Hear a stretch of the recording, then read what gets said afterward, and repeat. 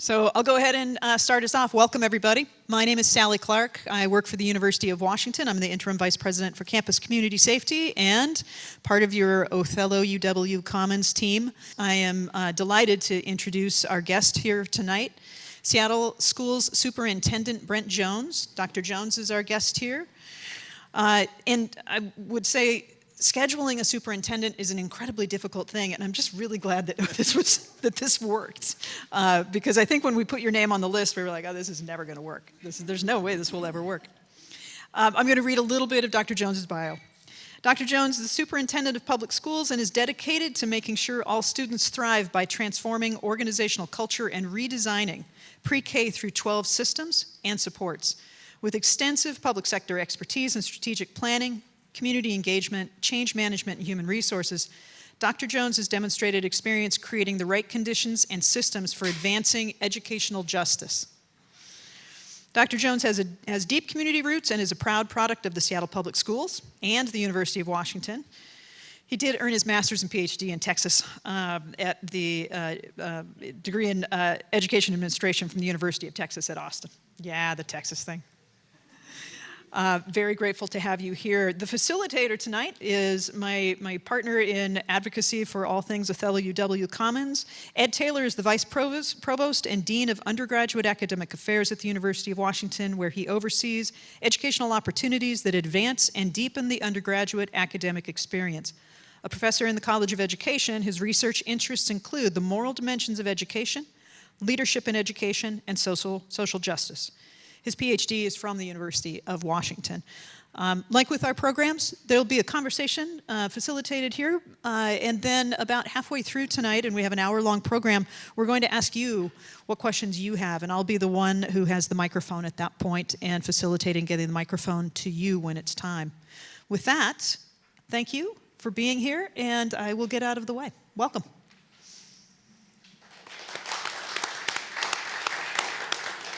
Brent, thank you, but you have to explain something. When she said Texas, you did this. What is that? Or were you trying to do a W? What was that?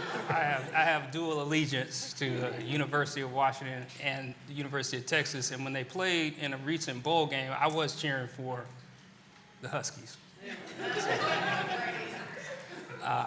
But yeah, so I spent a little time in Austin, Texas doing my graduate school work. And the biggest prize that I got from the University of Texas is actually meeting my wife, Dr. Janine Jones, and so she's here in the audience. And so, I was going to ask that we edit out everything to do with Texas, but you recovered with the Dr. Janine Jones, please. So we'll keep that absolutely, in there. Good for you. Absolutely. Good for you. I'm glad you mentioned Dr. Jones. She's a good colleague. And you two have done a lot of work in this city over the years. Mm-hmm. Not that we're getting old, Brett, but a lot of work's been done. But speaking of that, you've got deep roots in Seattle. Talk about your education journey that led you to this place, because you're a Franklin, you're a Quaker also. That's right. We got what's the sign for a Quaker? What is it? I don't know. Something. There we go. Yeah. So first of all, thank you for inviting me, Sally and Ed. I'm honored to be here.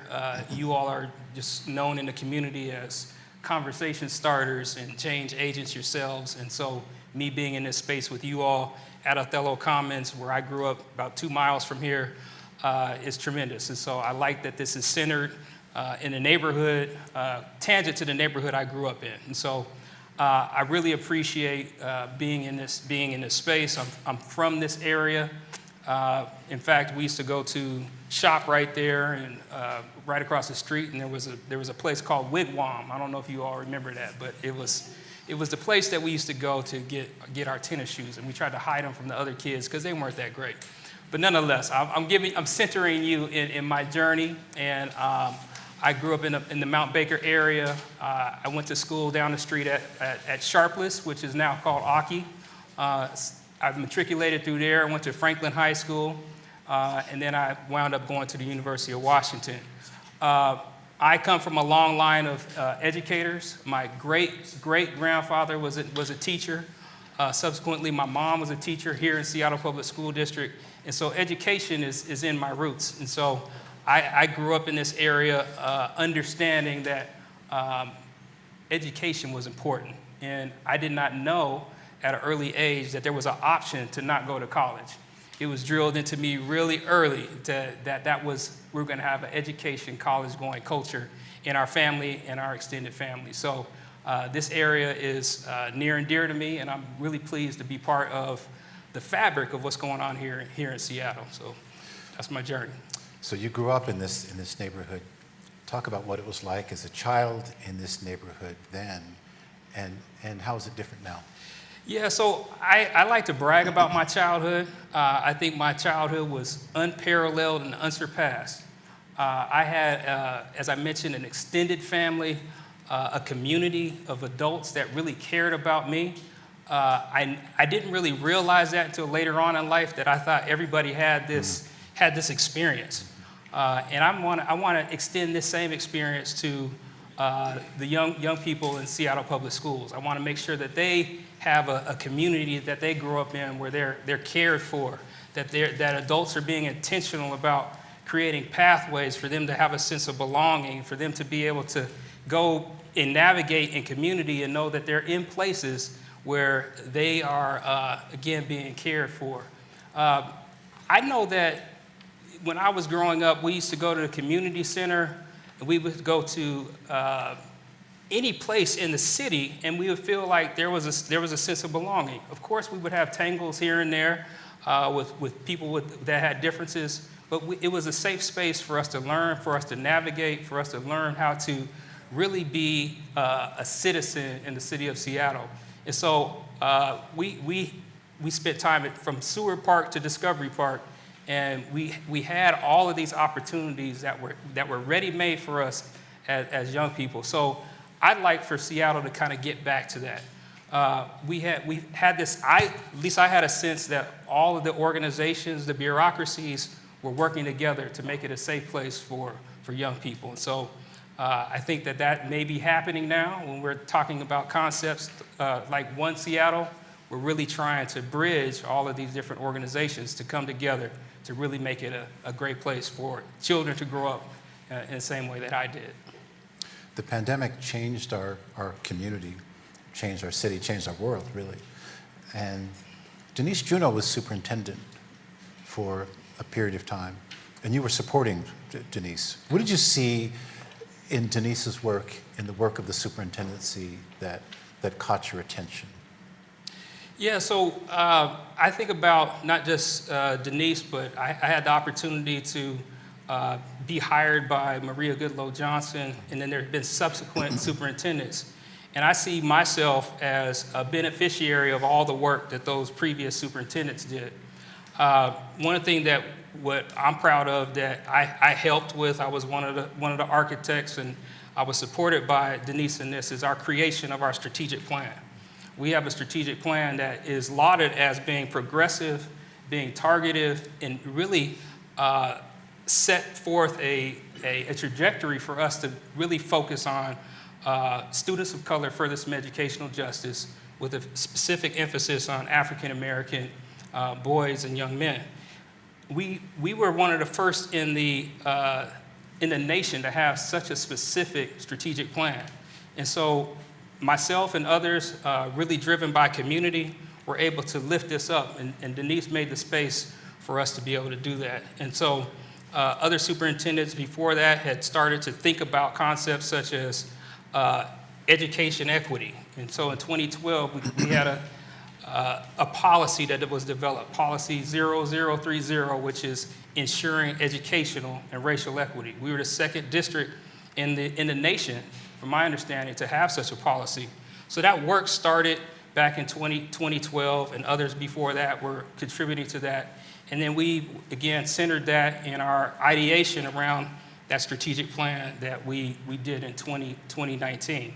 So as we are now in 2023, that plan is going to sunset in 2024, and then we have to think about what are we doing next. But I just want to give Denise and previous superintendents credit for having a catalytic moment so that we could have momentum to get to the place where we are now. And that's really focusing on students of color, further some educational justice, and not being apologetic about it.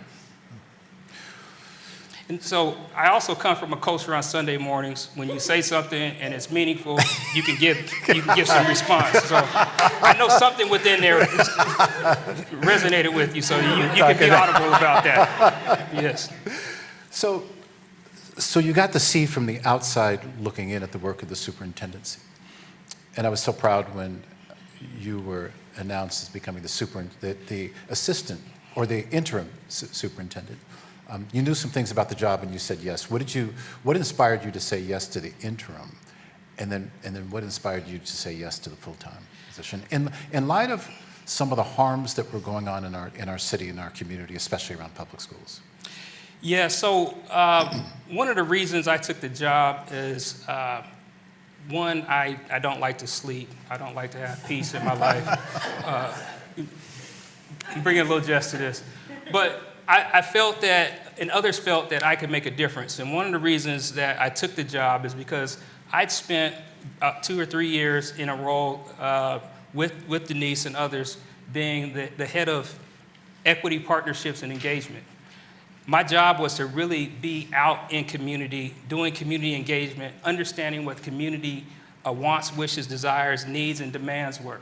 And for that, I had a really good understanding of what we need to do. I didn't understand necessarily how we get it done, but I knew what we needed to do.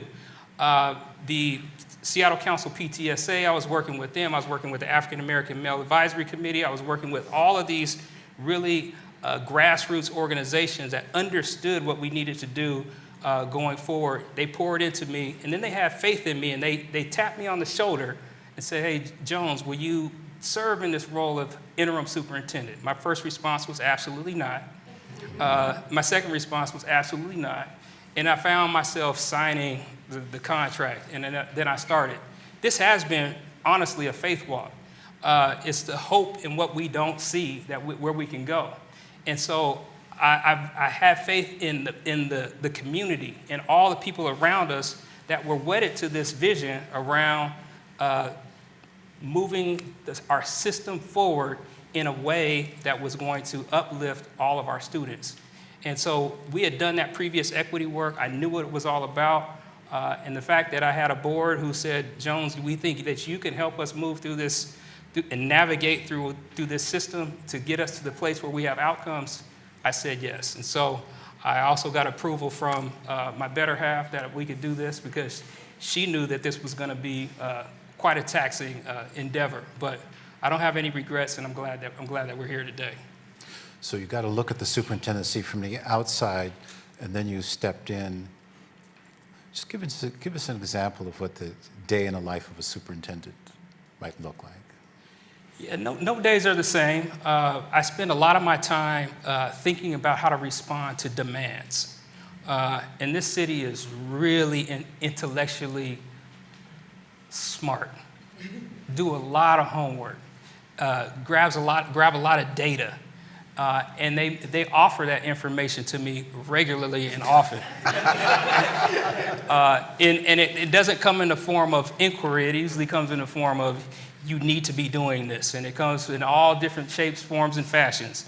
And so I spend a lot of time being responsive to some of those ideas. And I kind of categorize them not as an affront to me or to us, but what of these ideas, what of these demands can we sort and sift through and be responsive to? And what story is this telling? What is this narrative that's in front of us for where we need to go? So any day I could be meeting with a variety of people from the Rotary to the kitchen manager to the bus driver to the Seattle Foundation. And we're everywhere in between, really trying to be an advocate for Seattle Public Schools. One of the things that we haven't done really well is tell the Seattle Public Schools story. Our schools are fantastic. Oftentimes they think that the district is not, but everybody loves each one of their 106 schools that they go to. You'll hear people talk about, oh, that administration doesn't know what they're doing downtown, but unequivocally, people really like their schools. And so we've gotten to the point where we haven't really told that story about the value of Seattle Public Schools, how students matriculate, what are Seattle Public School graduates doing, what type of awards are they winning, how are they manifesting in community later on in life as alums. We haven't really told that story. So I'm spending a lot of time trying to tell the story. The first year I was in the job, I was trying to do all kind of things to just keep stability. We were in the middle of Delta, we were in the middle of Omicron, we were trying to figure out remote learning versus in-person learning, and everything in between. There were so many different things. We were dealing with housing insecurity, food insecurity, and the like. And that was the first year. This second year that I'm in now, I'm really, again, trying to tell the Seattle Public School story, because it's a good one. I am biased because I'm a Seattle Public School graduate, but I see it every day. I see our teachers doing amazing things. I see our principals doing amazing things. And that's the story we need to tell. Not the story about when one person has a bad experience, but in the aggregate, Seattle Public Schools is a great school district. And all the data will, depending on how you cut it, it will prove that out. 56,000 kids? 50,000. 50,000. Yes. 105 schools. That's a lot of kids and a lot of impact. Our Dean, Mia Twan, is here from the College of Education. I used to teach history of education and ethics in education. And the history of public schools is a powerful concept.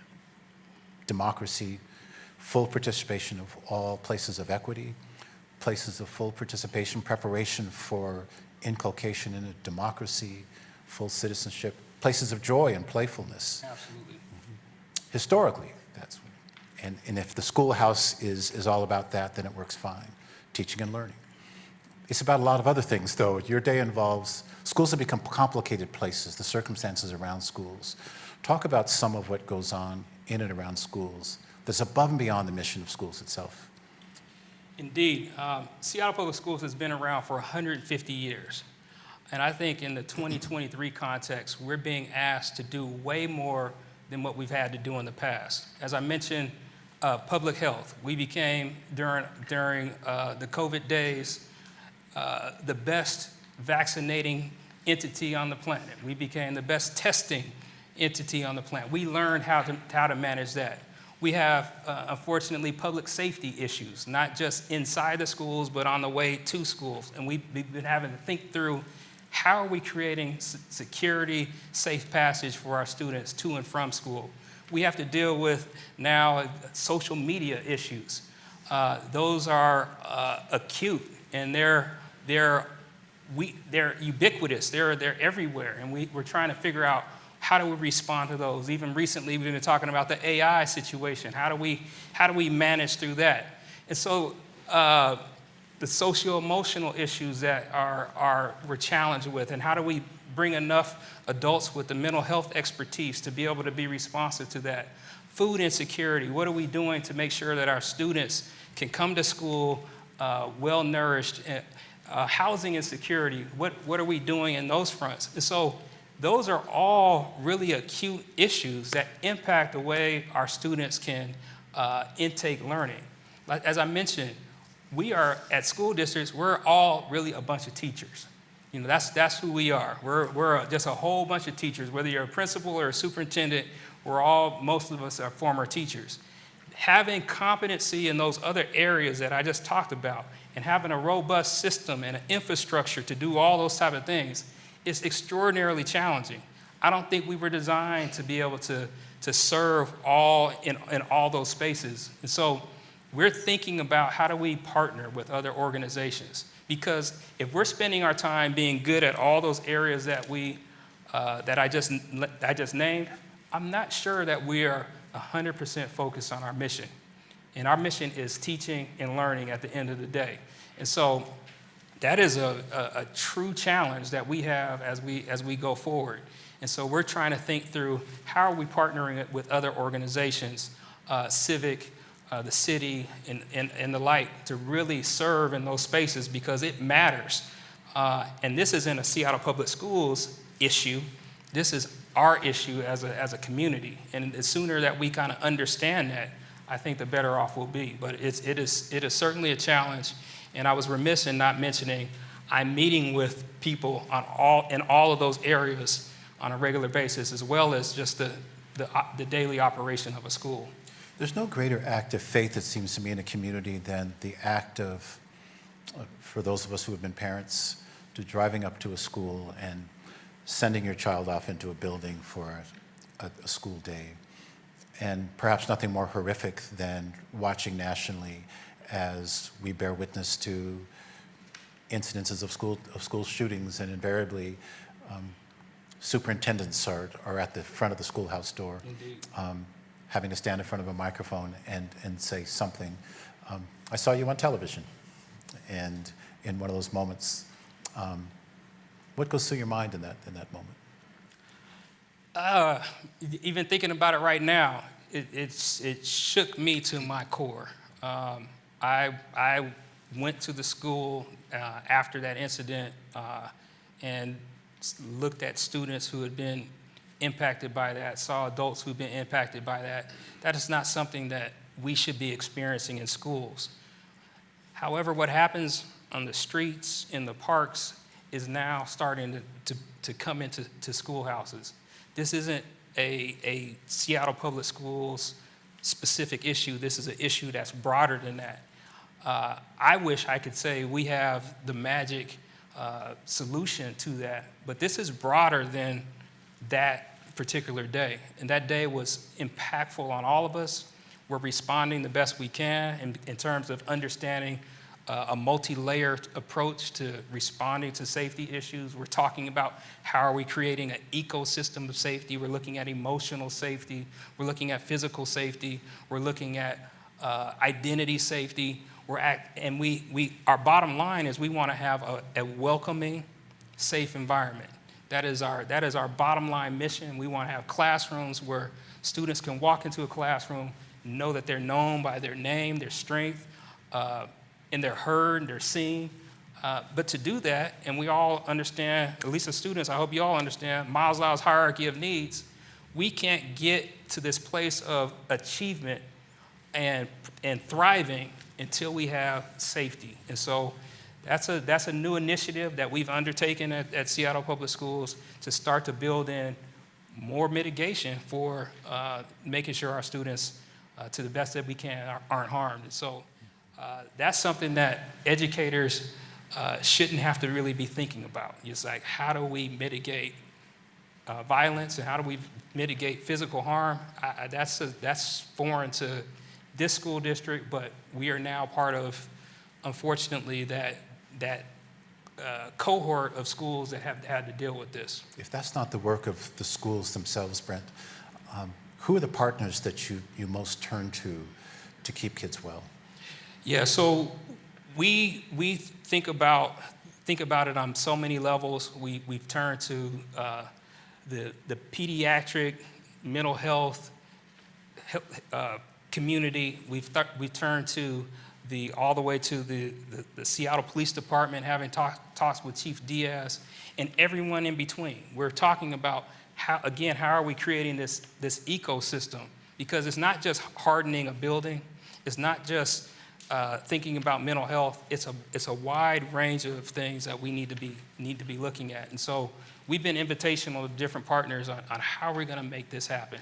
How are we going to be responsive to a student in crisis, an adult in crisis, all the way for what are we doing to be preventative? And so we've been working with as many partners as we can, and we have some really talented individuals internal. We have a coordinated school health team that's made up of social workers, psychologists, and the like, and we're really trying to figure out how can expand that, and who are the partners that are gonna really lend a hand to us trying to create this environment. There's some things that influence kids, their thought, their engagement, the way in which they spend their time. And it started with my generation, the influence of technology, because we had this game called Pong, that was on television. There would be two bars and a light that would go between, and you'd play it. I think it's a form We're of about tennis. the same age then. Yeah, that Pong. Remember how Pong? It took up maybe 10 minutes of my week. It was so boring. Yes. It would make you want to go out and study and play. Yes. It was. Things have changed. So much for the better. We're a tech city. We're at the heart of this change. So technology, the interface of technology. You mentioned AI, and just access to knowledge. And you worry some about the other side of that as well. And without delving into any legal matters, how do you talk to a school community about what it means to care for the minds and the access to knowledge? How do you restrain that? And is there any need to restrain that? Whose responsibility is that? We can't restrain it. Flat out, we can't restrain it. It is, again, the term is ubiquitous. It's around, it's in every space. We are with students 12% of their year. If you break it down, they're in a school building 12% of their year. So the 88% of the time, they're somewhere else. And they're having access to technology. So what we think about is how can we leverage technology? What can we do to steer them to good citizenship around technology? What can we do to create some guardrails and encouragement around how do you use technology? We are not even close to anti-technology. I think all that stuff is good. If you think about it, there's opportunities that are just boundless for how we leverage technology. And us being in Seattle, why not embrace that? There are so many different tools. There's so much innovation that is happening with students. There's even when we were in the remote setting, we were able to have students that had equal size squares when they were on Zoom, so they had equal access to the instructor when they might not have had that before. So if we can look at technology not necessarily as a bad thing, but actually something that's a teaching tool that we can leverage and we can understand how innovative students are and how they use it, I think we're ahead of the game. But at the same time, we have an obligation as adults to really put in as many safeguards as possible so that students aren't overwhelmed with accessing negative content. How do we do that? We're learning right now, but we're trying to hold people accountable to their algorithms and how they're positioning their technology and the type of access that students are getting to negative things. And so I think technology is a tool that we have some great technology folks at Seattle Public Schools. But we need to think through as a community, how are we guiding our students to healthy interactions with that technology? Brent, when you were named superintendent, it seemed as if there was a calm around Seattle Public Schools because you're known. And in some ways, the relationship with the board, the relationship with the city, is better than I've seen it in a while. And does that have to do with you, your relationship with the board and your relationship with the city and the union? I'm going to ask I'm going to say that does have to do with you, but I'm going to ask a different question to you. Sure. Because we've seen, I'm pulling from some headlines that I'm asking you to speak to. Mm-hmm. One of them has to do with the drop in enrollment and the possibility of closing schools. I think that was in the headlines last week. That's a revenue issue because school dollars are tied to school children. What's that drop in enrollment about, and what's the impact? Yeah, so if your expenditures are going up and your revenue is going down, you have a budget problem. And so there's a couple of factors of why we're seeing enrollment drop. One, it's just our families aren't having as many school-age kids. Second is we have that there's just a trend that's showing over the next 10 years that we're going to have enrollment drop just by definition. The third is we are losing some students to go to other entities, and it's a small fraction that are going to private schools, charter schools, or other schools where they think they can have a different experience. But that is our revenue source at the end of the day. And I don't want to count students as dollars, but that is the reality for us in Seattle Public Schools. We don't have any other revenue source except for some of you in here that are going to write big checks from your foundations to Seattle Public Schools to help close the gap. That was funny. Y'all can laugh at that. But the enrollment challenge is real. And as we lose, if we lose 5 students in a school, 10 students in a school, that can change the number of allocated staff to that building. Our schools lose teachers based on the number of students that enroll in those schools. And so it has a compounding effect. When you have a beloved teacher, first-year teacher, second-year teacher, they're the first ones usually to go based on seniority. So when we lose enrollment, we don't not just lose revenue, we actually lose consistency and predictability with our educators and teaching staff. So it's a compounding impact for us going forward. I'm thinking about some type of enrollment campaign to recapture our students that may have left Seattle Public Schools for whatever reason. I think they don't really, again, like I mentioned before, they may not have had a good experience. What can we do to understand what that was, and how can we recognize that, reconcile that, and restore that family to have faith in Seattle Public Schools? But there's also some mythological things around why they're not coming to Seattle Public Schools. Sometimes people extrapolate a singular experience, and they tell their friend, and they tell another friend, and they say, "Oh, don't go to the Seattle Public Schools. They're not going to treat you right." 90%, 80% of our families report they've had a tremendous experience at Seattle Public Schools. So I don't think it's a matter of a quality experience. I think there's just the live births issues, the demographics of Seattle not being affordable, and other issues are preventing us from being able to continue to have an enrollment incline. So that's the short and long of it. You explained a couple of things, people going to private schools, post-pandemic, some people not returning to schools. This is a sensitive question for me to ask because I've had people ask and wonder out loud in our city. If when we make public declarations about our commitment to a population, in this case African American students, that there are populations of people who don't see themselves as part of that agenda and decide that that is not for us. Have you heard that as part of your explanation? Because you've made a commitment to schools serving and working for African American kids principally, and you have a theory of action there. Sure. Has our community bought that idea broadly?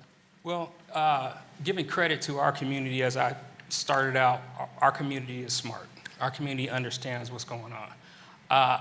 I don't hear, and I don't know, and people are pretty frank with me, I don't hear that people don't understand this effort to center African American boys and teens. I think they understand what we're trying to do. It's taken a little while for that to sink in, and people aren't really doing the binary conversation. Well, if you're focused on African American boys and teens, then why aren't you focusing on this other population?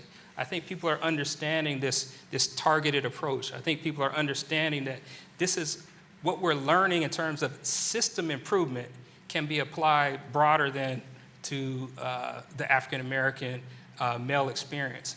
I don't know, you all could probably give me feedback if that's ringing true to you all, but I do believe that it took a little while, frankly, for people to understand how you're gonna have this targeted focus.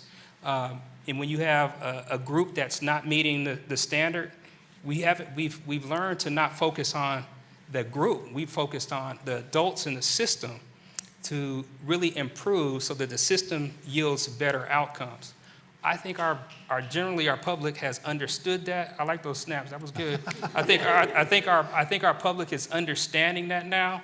I do think it took a little while, and now I think we need to start thinking about how are we reinventing ourselves. We talk about students of color, further some educational justice. Those are generally the population that's not meeting standard, but it's not the students aren't meeting standard. We as adults in the system have not figured out how to make these pathways to thriving for these students. And I think folks, after we talk about it, after they kind of hear what we're trying to do, the spirit behind it, they're generally accepting of that.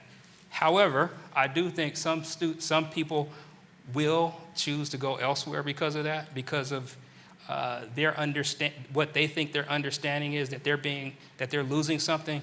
But let me be frank, our students, our white students, some of our Asian population students are thriving. And the Seattle Public Schools is a bargain. Seattle Public Schools is a value add. We just have not figured it out for certain populations. And when people kind of understand that they're not losing anything, then it's good. But we know that folks want to make sure that their student is taken care of, and if they think there's something's being taken away, that becomes problematic. But again, I think there's new understanding, and I think our community has spoken broadly that we believe in your strategic plan. Well said. You ready to take some questions? I told you that this was going to be a friendly audience, and let's put that to the test. Yes. So you're open for questions except for the one person you said shouldn't ask you a question, which was your lovely wife. Yeah. But as we're generating questions, as you think of a question, and please make it a question, but do answer the question, what keeps the superintendent up at night? What keeps you up at night? So I am an introvert, and I don't have time during the day to think about what do we need to fix, what do we need to sustain, what do we need to innovate, what do we need to reconcile, what do we need to restore. And so I spend time thinking about those type of things, good or bad. You know, there's opportunities that we have that sometimes I think about at night that we haven't pursued. There's also challenges that are just almost impossible to resolve, and it has me up at night looking at the ceiling thinking about how do we resolve these issues. But the thing that keeps me up at night most are just the missed opportunities. I think because we're running on so many fronts, sometimes we don't take advantage of opportunities. And when there's conflicts are usually pregnant with opportunities. And so I think about how do we leverage that opportunity and that moment to do something different? How do we stay open to change and to feedback so that we can stay in a continuous improvement mindset? And so I'm always learning, and I can't turn my mind off. And so that what keeps me up at night is how do we continue to move these things through the system?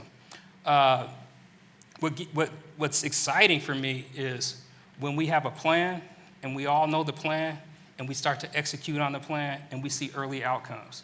I don't think I'll be the superintendent by the time we get to the end of this story.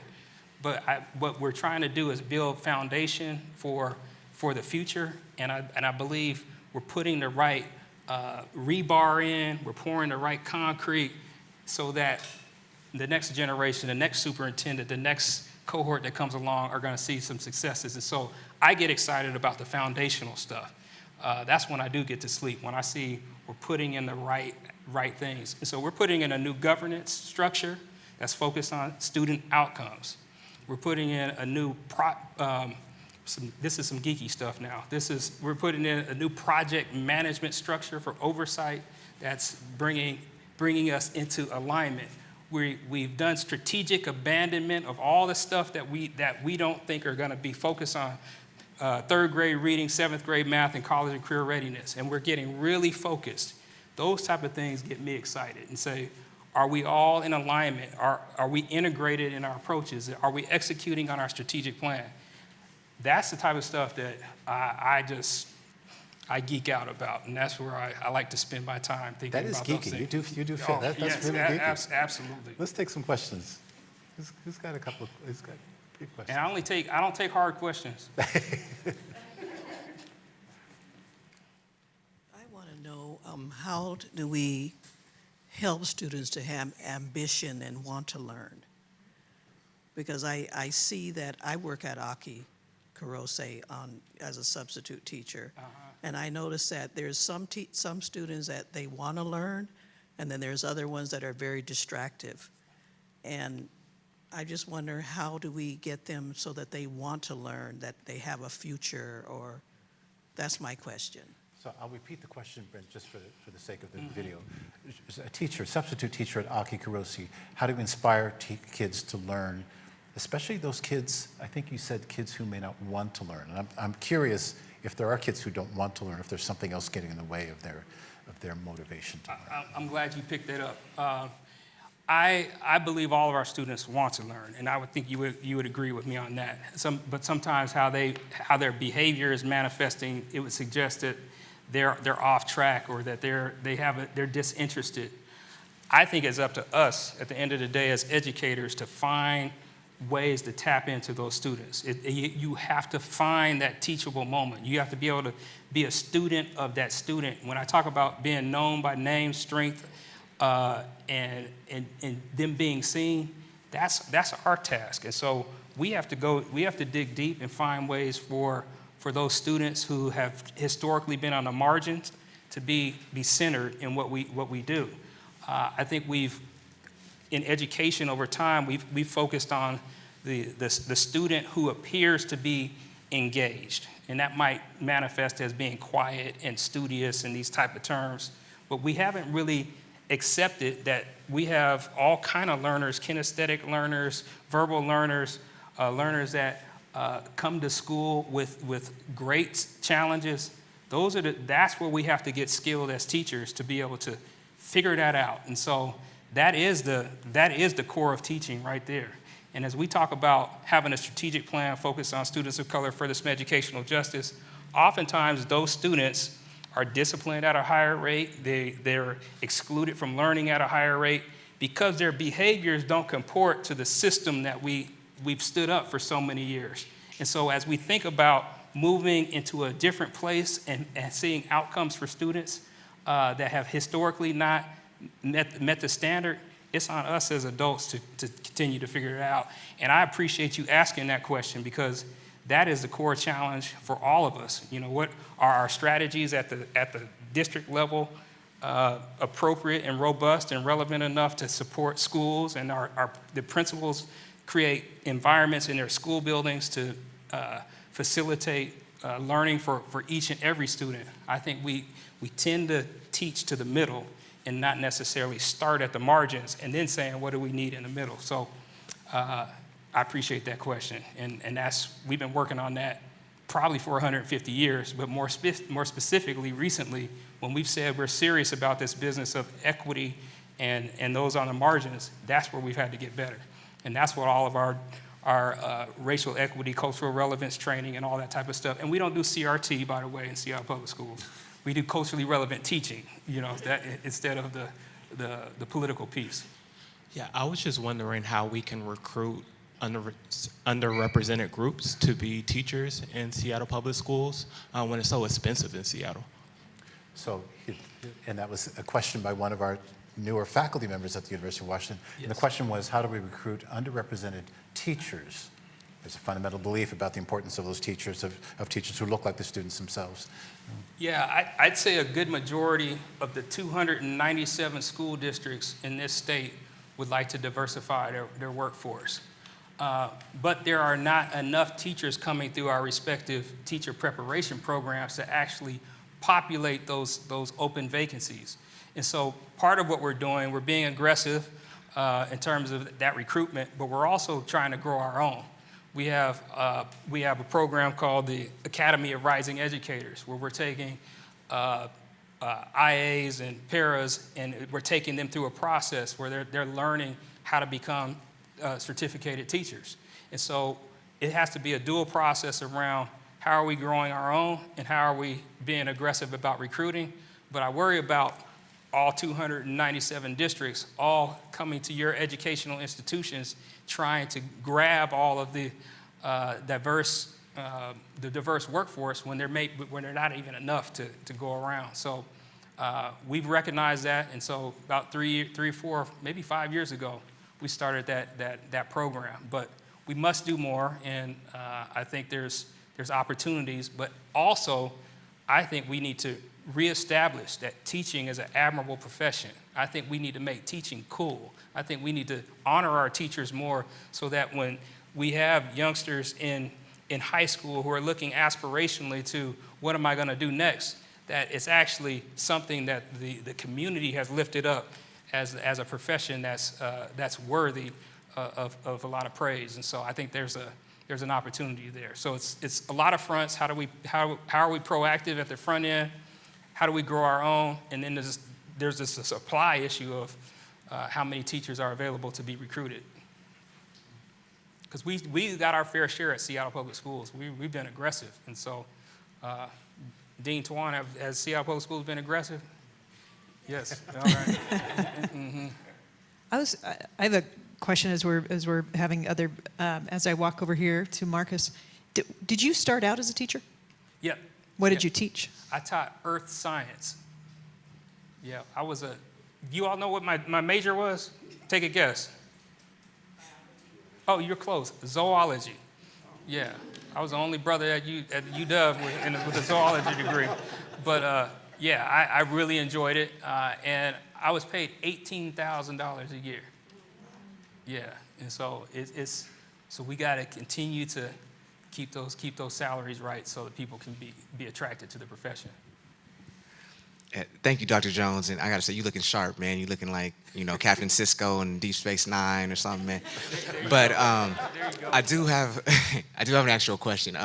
So you brought up earlier that, Seattle Public Schools, they teach culturally relevant teaching. And obviously there has been sort of an explicit backlash across the country when it comes to whether it's, teaching African-American history, women's history. Yesterday was International Women's Day. How are you making sure that there are safeguards in place in Seattle Public Schools, in the Seattle Public School system, so that we're not engaging in a consensual reality denial? And I say that knowing that we have neighboring school districts like Kennewick School District that just, I think, passed an ordinance saying that, it's prohibiting folks from teaching things like structural racism and, and slavery and things like that. Well, we're going the opposite way. We have stood up an Office of Liberatory Education. We've introduced Black studies, Filipino studies. We're going for it, and so we're going to go for it until somebody tells us to stop. But the real protective piece is y'all, community. If the school district's out there becoming better and stronger about providing culturally relevant experiences for students, and curriculum that they can see themselves in, and it's wide-ranging, and we're getting deeper and stronger, the support of the community to have that remain and stay steadfast is going to be what we need. But we're going to continue to develop and broaden our array of offerings until somebody forces us to stop. And I'm not saying that with bravado or anything, but I just think that's the right thing to do. And that's how I grew up. In the basement of the Douglas Truth Library over there in Yesler, learning as much as I can about my history and culture. And I think all the other students need to be able to have that imparted to them in a formal sense in a classroom. You can do it. Just in case you don't understand what that means, you better, that's a good thing. Yes, That's yes, a good absolutely. Thank you. Hi, my name is Mia, and like you, I basically grew up around here my whole entire life. I went to MLK Elementary, like 10 minutes away from here. Yep. I went to Aki-Karosi. I went to Cleveland High School. And when you were talking about, the pandemic and how it created, once the school year started up again and we transitioned from virtual learning to in-person learning again, last year was really difficult. And it was definitely, I would say, a period of instability, navigating how do we transition, and also recalling my last year of senior year of high school. It was a lot. It was I think maybe there was a period of time where every 2 weeks there was a bomb threat being called in, and then everyone would have to go to shelter in place, and and there were a lot of teachers choosing to leave after that school year because there was it seemed like there wasn't a lot of communication between the school district and teachers, and they were becoming frustrated. Mm-hmm. And through all of this instability, which you say that you the school district and you wanted to avoid and try to make stable again because the best way to learn is in a stable, safe environment. Yes. And I want to know why you decided, to appoint, at the time, Marnie Campbell as the next principal of Cleveland High School. Although that didn't go through and there's a different principal now, the appointment of this principal seemed very out of character from the values that you've preached so far, like safety, community engagement, racial equity, because as far as students and staff knew, this to-be principal had very little experience working with students of color, and they had also, there were some allegations that this principal hadn't necessarily managed a sexual assault case at previous schools appropriately and adequately, and Now, this is going to be a hard question for me to repeat. So, but let me let Brent respond to what you've heard so far, because it's about a principal selection at a particular school, and which you know well about in your. Brent, what's your reflection on principal selection, controversial principal selections? Yeah, I appreciate the question, and I'm thinking about it in terms of stability. We do try to select, we do select principals, and we're very intentional about who we select, the characteristics of principals for a particular school. I know that Cleveland High School really well. I happen to have a daughter that went to Cleveland, and she recently graduated. But for any of our schools, we are intentional about the type of people that we pick, the type of characteristics that they have. And unfortunately, I have to disagree with you around how you characterize Dr. Campbell, but nonetheless, we are in a, so I will concede that last year was a tough year for everybody, across the district, across the whole education spectrum. But what I think what we've seen is resilience from teachers. I think if you look at most of our schools, our high schools, our principals have done tremendous jobs around looking at what was chaotic in schools and bringing order. And so I think there's plenty of opportunities for us to improve. And I think what we've learned is how to be better crisis managers. And so when we have situations now around those type of issues that you brought forward, we have a very robust system for how we respond to different crises. And so I think Cleveland High School is thriving right now, and maybe it was a couple of rough months at Cleveland because of some of the discontent with how things shook out. But overall, Cleveland is healthy and thriving. And so we may talk a little later about some more specifics, but again, I think our principal selections are informed, and I think they are really geared toward being relevant and meaningful to the school's needs.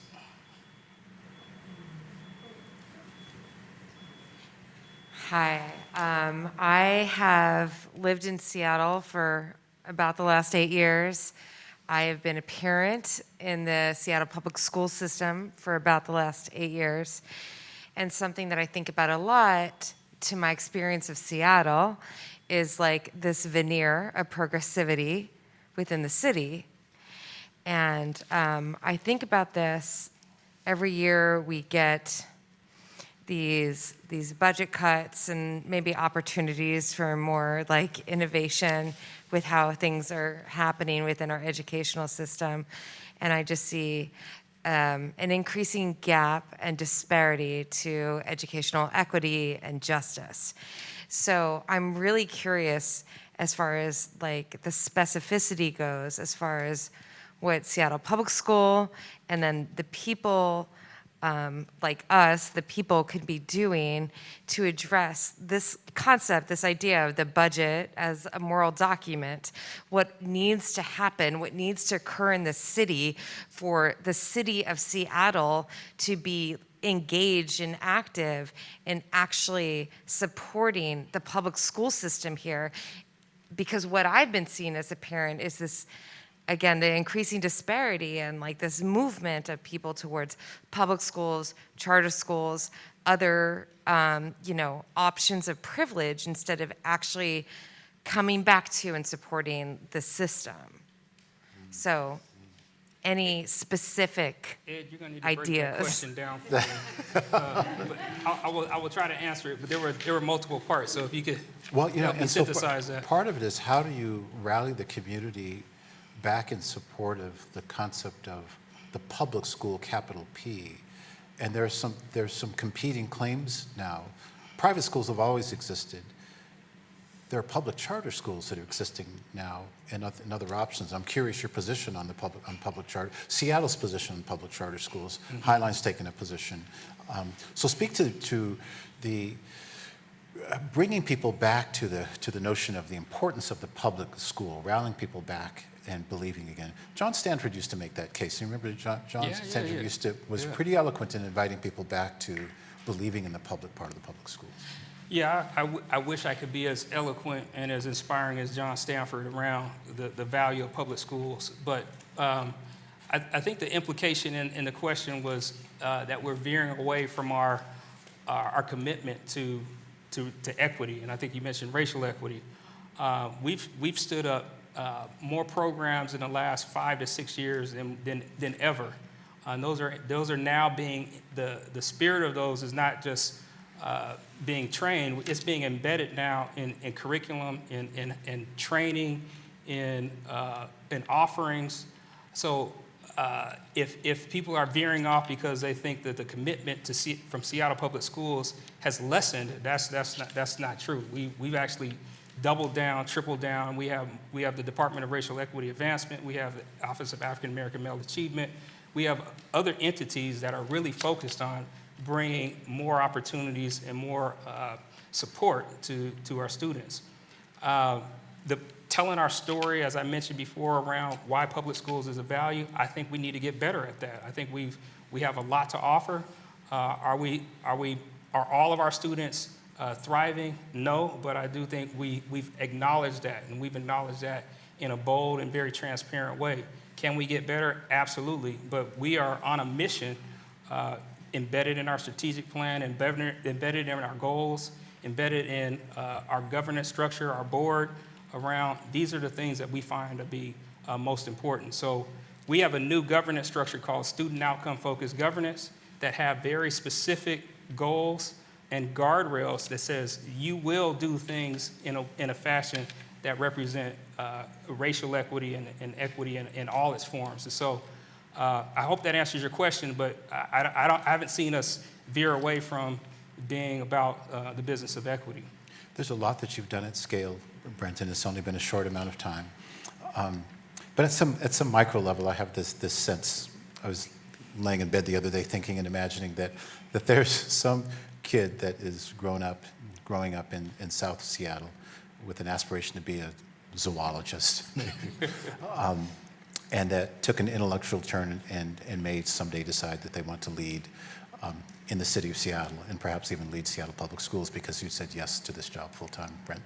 I want to ask our colleagues and friends to join me in thanking Brent Jones, thanking you for being here, but most importantly, thank you for leading the way that you do, Brent. Yeah, thank you. Thank you.